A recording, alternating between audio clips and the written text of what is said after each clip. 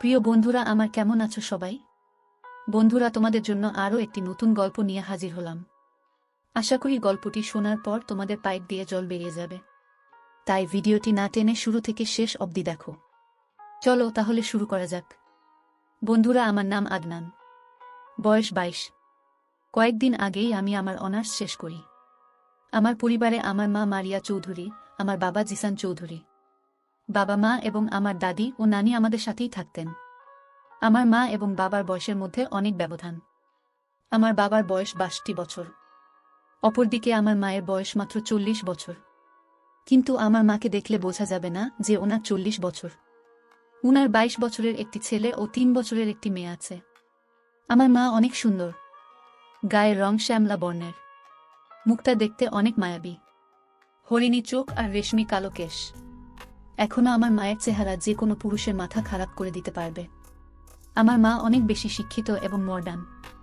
আমার মা ওয়েস্টার্ন পরে যাতে করে মাকে অনেক বেশি ইয়াং লাগে। আমি আমার মাকে নিয়ে কখনোই বাজে কোনো চিন্তা করিনি, বরং আমি আমার মাকে অনেক বেশি ভয় পেতাম। একদিন আমরা সবাই মায়ের কাছে বসে গল্প করছিলাম। হঠাৎ মায়ের ফোনে একটি ফোন আসলো এবং মা হাউমাউ করে কেঁদে উঠল। পরে জানতে পারলাম আমার বাবা একটি রোড দুর্ঘটনায় দুনিয়ার ছেড়ে বিদায় হয়ে গেছে।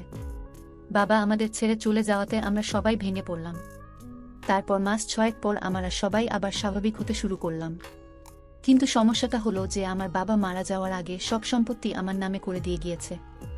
এ নিয়ে আমার নানির চিন্তা যে আমি যদি অন্য কোথাও বিয়ে করি তাহলে আমার মা ও আমার ছোট বোনের অনেক খারাপ হয়ে যাবে। তাই নানি আমার দাদির সাথে একটি বুদ্ধি করল। এরপর হঠাৎ একদিন আমাকে এবং আম্মুকে ডাকল। এরপর আমাদেরকে বলল, দেখো, আমরা দুইজনে মিলে একটা সিদ্ধান্ত নিয়েছি যেটা তোমাদেরকে মেনে নিতে হবে। আমি আর মা শুধু শুনছি। কিছুক্ষণ পর নানি বলে উঠল, মারিয়া, তুই আবার বিয়ে করো। তুই এখনো অনেক ইয়াং আছিস, তোর এখনো জীবন বাকি পড়ে আছে। এছাড়া তোর মেয়ে এখনো অনেক ছোট, ওরও বাবার দরকার আছে। মা শুধু চুপচাপ শুনছে। এরপর নানি আবারও বলল, দেখ মারিয়া, আমরা অনেক ভেবে চিন্তেই এই সিদ্ধান্ত নিয়েছি। এছাড়াও তোর ছেলে সিয়ামও এখন অনেক বড় হয়েছে। তাই আমরা চাই তুই অন্য কোথাও বিয়ে না করে সিয়ামকেই বিয়ে করো। আচ্ছা মা, তোমাদের কি মাথা ঠিক আছে? তোমরা কি বলছো এসব? সিয়াম আমার ছেলে, আমি ওকে জন্ম দিয়েছি। ওর সাথে আমার বিয়ে হওয়া কিভাবে সম্ভব? আমার সাথে ওর বিয়ে হওয়া মানে অনৈতিক ও পাপ। নানি বলল, আমরা জানি সমাজে একটা নিয়ম রীতি আছে, কিন্তু একটা সময় গিয়ে এগুলো ব্রেক না করলেও হয় না। তুমি কি বলছো মা? তাই বলে কি নিজের ছেলেকে বিয়ে? তোমরা এটা কিভাবে ভাবতে পারলে? আমি এই পাপ কোনোদিনও করতে পারবো না। তারপর নানি আর দাদি মিলে মাকে অনেক বোঝালো এবং শেষমেশ হুমকি দিল যে আমরা যদি তাদের এই সিদ্ধান্ত মেনে না নিই তাহলে তারা অন্য কোথাও চলে যাবে। মা হাউমাউ করে কান্না শুরু করল। আমি চুপচাপ বসে আছি, আমার বলার মতো কোনো ভাষা নাই। তারপর দাদি এবং নানি দুইজন মিলে মাকে বোঝানো শুরু করল, দেখ জিসান মরে যাওয়ার আগে সব সম্পত্তি সিয়ামের নামে লিখে গিয়েছে। এখন ও যদি অন্য কোনো ভুল মেয়ের পাল্লায় পড়ে যায় তাহলে তোর এবং তোর মেয়ের জীবন কিন্তু ধ্বংস হয়ে যাবে। দেখ, তোর মেয়ের কথা অন্তত চিন্তা করে রাজি হয়ে যা। এদিকে মায়ের কান্না থামছেই না। এদিকে আমি তো পুরাই বিস্মিত, কারণ মাকে নিয়ে আমি ওভাবে কোনোদিনও ভাবিনি। এরপর দাদি এবং নানি মাকে অনেক বোঝানোর পর বলল, দেখ, তুই মেনে নিলে নিবি, না নিলে কিন্তু আমাদেরকে সারা জীবনের জন্য হারাবি। তবুও মায়ের কান্না থামছেই না। এদিকে দাদি এবং নানি আমাকে জিজ্ঞাসা করল, তোর কি এতে কোনো আপত্তি আছে? আমি দাদু আর নানিকে অনেক ভয় পাইতাম, তাই কোনো কিছু না বলে চুপচাপ করে রইলাম। অনেক জোরাজডির পর মাকে তারা রাজি করালো এবং ওখান থেকে চলে গেল। আমি রুমে গিয়ে ভাবতেছি, এটা আবার কিভাবে সম্ভব? আমার জন্মদাত্রী মায়ের সাথে আমার বিয়ে। মানুষ কি বলবে? বন্ধুদের সামনে মুখ দেখাবো কি করে? মাথা ঘুরতে শুরু করল।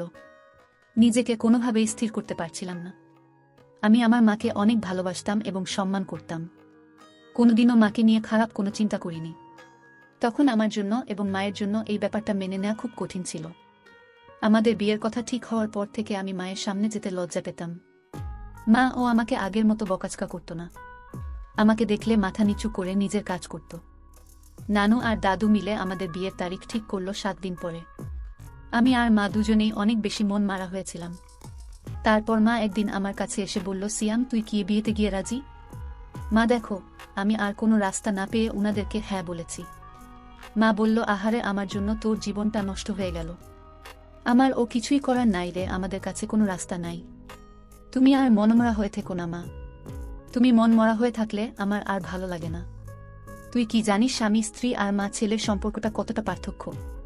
একটা মা ছেলে হয়ে আমাদের ওইগুলা করতে হবে যা একটা স্বামী স্ত্রীরা করে থাকে। আমি তোকে আর আগের মতো শাসন করতে পারবো না, কারণ তুই হয়ে যাবি আমার স্বামী। তখন আর আমার ছেলে থাকবি না। আম্মু, আমি সারা জীবন তোমার ছেলে হয়েই থাকব। আর এই বিয়ে হচ্ছে একটি ফর্মাল বিয়ে মাত্র। আমরা সারা জীবন মা ছেলেই থাকব। তুমি আগের মতোই আমাকে শাসন করতে পারবে। তুমি আগে আমাকে যেভাবে চালাতে সেভাবেই চালাতে পারবে মা। আমি তোমাকে সব সময় সম্মান করতাম আর সারা জীবনই করে যাব। মা আমার কাছে আশ্বাস পেয়ে অনেক খুশি হয়ে গেল। এরপর বলল, আচ্ছা, আমার জীবনে না হয় অর্ধেকটা কেটে গেছে, কিন্তু তোর এখনো জীবন শুরুই হয়নি। বিয়ে নিয়ে তোর তো অনেক আশা ছিল, তাই না? কত কিছুই না প্ল্যান ছিল, তাই না? কত দুষ্টামি করবি, কত জায়গায় দুজনে ঘুরতে যাবি, বউ তোকে অনেক আদর করবে, আরো কত কি। সবে মাটি হয়ে গেল, তাই না? এই বুড়ির সাথে তো কিছুই হবে না। আরে নাহ মা, কে বলেছে তুমি বুড়ি হয়ে গিয়েছ? তুমি তো এখনো অনেক ইয়াং এবং অনেক বেশি সুন্দর। আর হ্যাঁ, অনেক বেশি আশা ছিল, কিন্তু কোনো সমস্যা নাই, কারণ তুমি তো আমার মা এবং আমরা অনেক ভালো বন্ধু। আমরা মনের সব আশাই পূরণ করব। মা আমার কথা শুনে অনেক খুশি হয়ে গেল এবং বলল, আচ্ছা ঠিক আছে, আজকে থেকে তাহলে আমরা অনেক ভালো বন্ধু। আচ্ছা আম্মু। এরপর মা আমার মাথায় হাত বুলিয়ে নিজের রুমে চলে গেল। পরের দিন থেকে মাকে আর মন খারাপ অবস্থায় দেখলাম না। আমি আর মা সেদিন অনেক বিষয় নিয়ে কথা বললাম। মাকে এটাও বললাম যে আমার লাইফে কোনো গার্লফ্রেন্ড ছিল না। এটা শুনে মা অনেক খুশি হয়ে গেল এবং আমাকেও তার জীবনের অনেক গল্প শোনাল। আমি আর মা দুজনে অনেক ফ্রি হয়ে গেলাম। আমার আর আম্মুর বিয়ে হওয়ার আগের দিনগুলোতে আমরা অনেক ভালো সময় কাটিয়েছি, কারণ আমরা অনেক হাসাহাসি করতাম, একসাথে মুভি দেখতাম, দুজনে অনেক রাত পর্যন্ত আড্ডা দিতাম, একসাথে লুডো খেলতাম, ঘুরতে যেতাম এবং ওই কয়েকদিনে আমরা ভালো বন্ধু হয়ে গেলাম। যাই হোক, আমাদের বিয়ের একদিন আগে দাদু আর নানু মিলে আমাদেরকে শপিং করতে নিয়ে গেল। যাওয়ার সময় আমরা দুজন অনেক হাসাহাসি করেছিলাম, যেটা দেখে দাদু এবং নানু অনেক খুশি হয়েছিল। যাই হোক, আমাদের পছন্দ মতো অনেক কিছু কেনাকাটা করলাম। মাকে আমি পছন্দ করে একটি নতুন বেনারসি শাড়ি কিনে দিলাম। মা একটু লজ্জা পেয়ে গেল। পরের দিন আমাদের বিয়ের আয়োজন করা হলো এবং কিছু মানুষকে ডাকা হলো। যাই হোক, দাদু আর নানু মিলে মাকে রেডি করে দিচ্ছে। এদিকে আমি গোসল করে শেরওয়ানি পরে নিলাম। তারপর নিজের রুমে অপেক্ষা করতে লাগলাম। একটু পরে দাদি এসে বলল, কাজী সাহেব চলে এসেছে। এই কথা শুনেই আমার বুক কেমন যেন ধুপধুপ করা শুরু করে দিল, কারণ আজকে আমার বিয়ে হতে চলেছে, তাও আবার মায়ের সাথে। আমি খুব বেশি ভয়ে ছিলাম।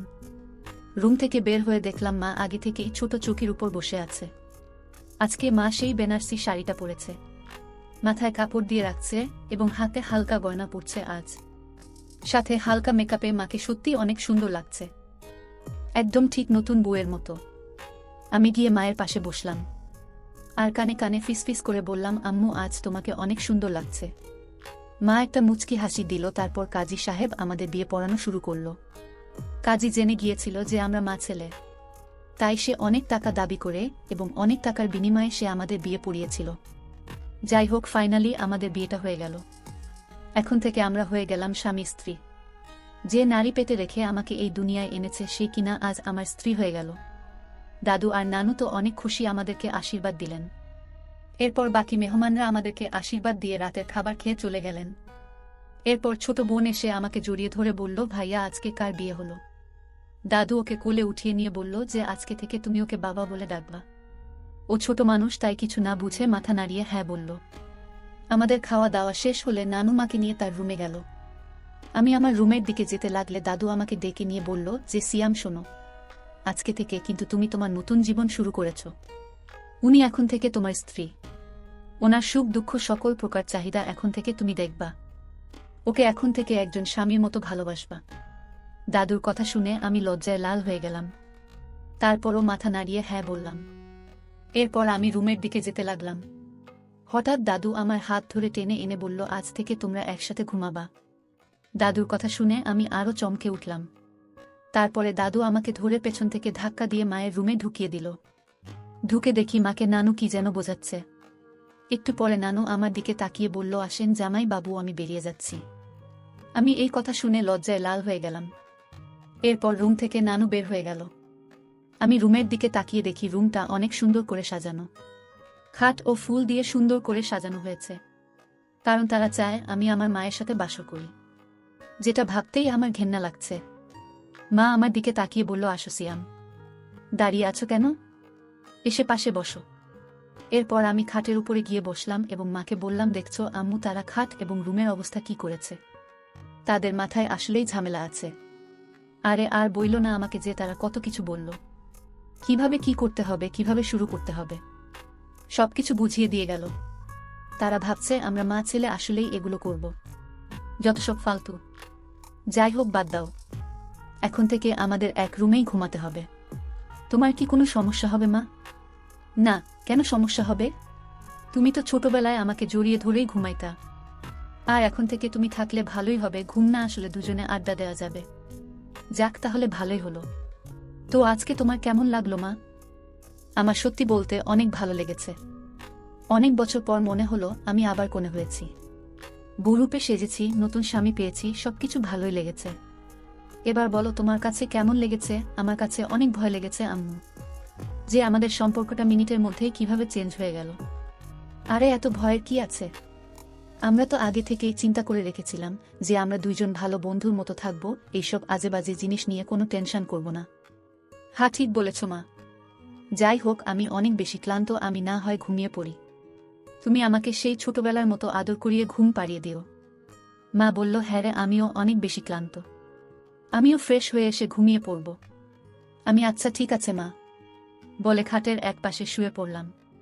পরের মা ওয়াশরুম থেকে ফ্রেশ ট্রেশ হয়ে এসে লাইট অফ করে মাও শুয়ে পড়ল। বন্ধুরা, এরকম আরও মজার মজার ঘটনা শুনতে আমাদের চ্যানেলটি সাবস্ক্রাইব করে আমাদের সঙ্গেই থাকো। ধন্যবাদ।